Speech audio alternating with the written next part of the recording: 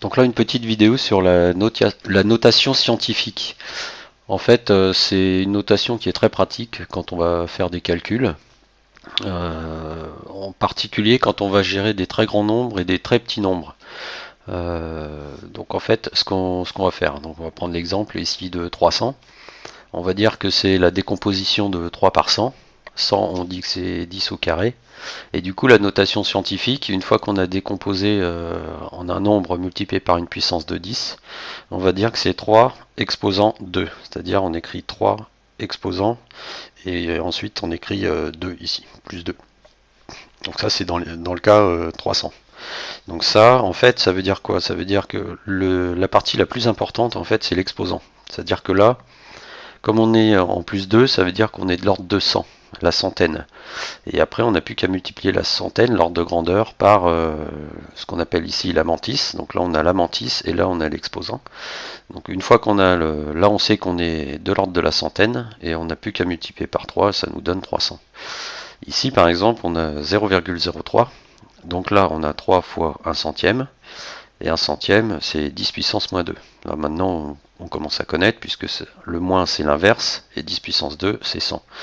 Donc 0,03, ça s'écrit 3 fois 10 puissance moins 2. Donc là, on a pareil, mantis égale à 3 et exposant moins 2. Voilà. Donc là, en fait, on voit qu'on a l'ordre de grandeur de moins 2, donc 1 centième. Et là, on a 3, donc 3 centièmes. Pour un nombre comme 2600, par exemple, on va le décomposer en puissance de 10. Comme là, on a plusieurs chiffres, il faut faire une somme de puissance de 10. Donc là, on va le décomposer comme 2 fois 10 puissance 3 plus 10 fois 10 puissance 2. Et ensuite, ce qu'on va faire, le 10 puissance 2, en fait, on va le réécrire comme étant égal à 10 puissance 3 fois 10 puissance moins 1. Ça, on a le droit puisque la somme des puissances va donner le résultat ici. Quand on a une multiplication comme ça, là on fait la somme des puissances et ça nous donne la puissance ici. Donc ce qu'on voit là maintenant, c'est qu'on a un produit avec on a 2 fois 10 puissance 3 plus 6 fois 10 puissance moins 1 fois 10 puissance 3. Donc le 10 puissance 3 qui est dans les deux termes qui sont additionnés, ce qu'on va faire, c'est qu'on va utiliser la distributivité mais dans le sens inverse de ce qu'on faisait d'habitude. C'est-à-dire que là, on va ce qu'on appelle factoriser, c'est-à-dire on va sortir le 10 puissance 3 et on va faire multiplier par tout ce qui reste quand on retire le 10 puissance 3. Donc ici 10 puissance 3, on peut dire aussi, je ne l'ai pas précisé, mais c'est égal à 10 puissance 3 fois 1, et fois donc 1, c'est-à-dire 10 puissance 0. Là, on a le produit 10 puissance 3, c'est 10 puissance 3 fois 10 puissance 0, et là on avait 10 puissance 2 égale 10 puissance 3 fois 10 puissance moins 1.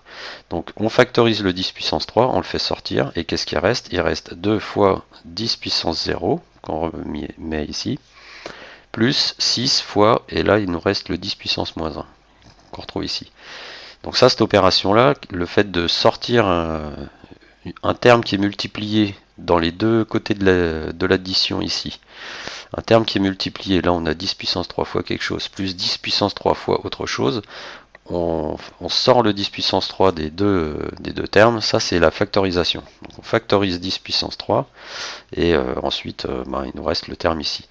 C'est l'inverse de ce qu'on faisait quand on utilisait la distributivité. La formule, on disait que la somme multipliée par ça, c'était ça fois ça, plus ça fois ça. Donc là, on fait exactement l'inverse. Mais la règle nous dit qu'on peut faire aussi dans ce sens-là, dans le sens de la factorisation, et dans le sens qu'on faisait avant, c'est-à-dire le développement. C'est-à-dire factorisation, c'est sortir le 10 puissance 3, et le développement, c'est le rentrer dans la parenthèse pour ne plus avoir de multiplication ici. Donc là, on se retrouve avec cette expression-là multipliée par 10 puissance 3, mais cette expression-là, si on l'écrit en nombre à virgule, c'est 2,6. Donc c'est ce qu'on retrouve ici. Ça, c'est 2,6 fois 10 puissance 3. Et donc là, on se retrouve à nouveau avec l'expression qu'on recopie ici, 2,6 exposant plus 3. Donc là, on a toujours notre mantis à 2,6 et notre exposant à plus 3. Exposant à plus 3, donc ça nous dit qu'on est de l'ordre de 1000. On est de l'ordre du millième, du kilo, voilà, d'un facteur 1000. Et là, le facteur 1000, il est multiplié par 2,6. Donc c'est pour ça qu'on retrouve 2600. Donc cette formule-là, elle est très pratique. On va voir dans le cas juste après. C'est ce qu'il y a de pratique, c'est qu'en regardant juste l'exposant, en fait, on a tout de suite une idée de l'ordre de grandeur d'un nombre. C'est-à-dire que là, on voit que l'ordre de grandeur, c'est 1000. Après, il suffit de multiplier par le nombre ici, qui en général est petit, enfin qui est compris entre 1 et 10. Donc du coup, on sait qu'on n'est jamais très loin de notre exposant ici. Et donc là, on va avoir 1000 ou 2000 ou 3000. Si on ignore la partie mantis devant, si on regarde que l'exposant, on sait qu'on a quelque chose entre 1000 et 9000, quoi. En gros, entre 1000 et 10 000. Le résultat, ça va être ça. Donc en fait, juste en un coup d'œil de l'exposant, on a une idée de notre valeur, quoi.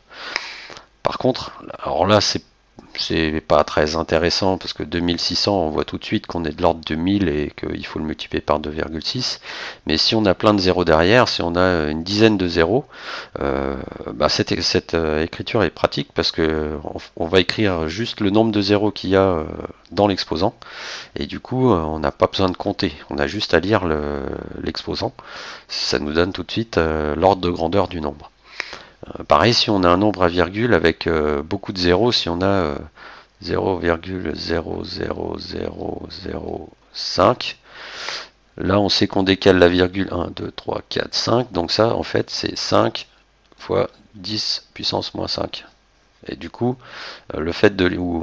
c'est 5 exposant moins 5.